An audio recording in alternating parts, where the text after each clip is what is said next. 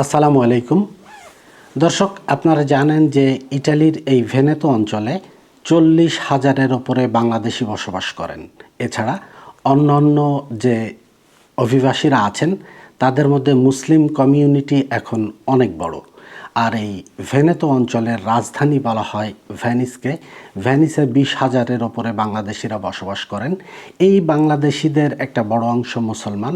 তারা ইটালিতেও ইসলাম পালন করেন, ধর্ম চর্চা করেন এবং এটা নিয়মিত করার জন্যে আমাদের এখানে 5টা বাংলাদেশিদের নিয়ন্ত্রণে মসজিদ রয়েছে, অন্যান্য কমিউনিটির মসজিদ রয়েছে। সেগুলোতে নিয়মিত নামাজ হয়, জুমার নামাজ হয়।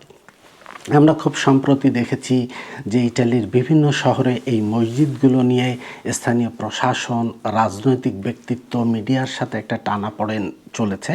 তারই একটা অংশ হিসাবেই বলা যেতে পারে আমাদের এই ভেনিসে মসজিদুল ইত্তেহাদ নামে একটি মসজিদ আছে এবং একই সাথে এখানে একটা মাদ্রাসা আছে। এটা প্রতিষ্ঠিত করেছেন মাওলানা আরিফ মাহমুদ। ওনার নেতৃত্বে প্রতিষ্ঠিত এই প্রতিষ্ঠানটি একাধিকবার একদম যখন এই প্রতিষ্ঠানটি শুরু করা হয়, এই শুরু থেকেই এটা প্রশাসনিক স্থানীয় পৌরসভার বিভিন্ন চাপের মুখে পড়ে এবং সেটা বিভিন্ন সময় তাদেরকে মোকাবেলা করতে দেখা গেছে। এবং আমরা একদম শেষ দেখেছি যেটা, যে এই মসজিদটা আদালতের একটা রায়ের ভিত্তিতে মসজিদে নামাজ পড়া বন্ধ করেছে। এই মসজিদের কর্তৃপক্ষরা এর প্রতিবাদ হিসেবে রাজপথে নামাজ পড়ার চেষ্টা করেছেন, উদ্যোগ নিয়েছেন।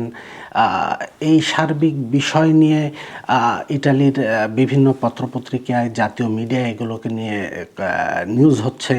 আপনারা জানেন যে গত প্রায় 3 দিন যাবৎ ভেনেতোর সকল মিডিয়ার আলোচনার একদম শীর্ষে উঠে এসেছে ইত্তেহাদ মসজিদ এবং এই মসজিদের প্রতিষ্ঠাতা জনাব আরিফ মাহমুদ।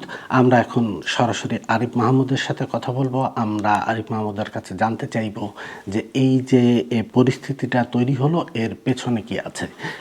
জনাব আরিফ মাহমুদ,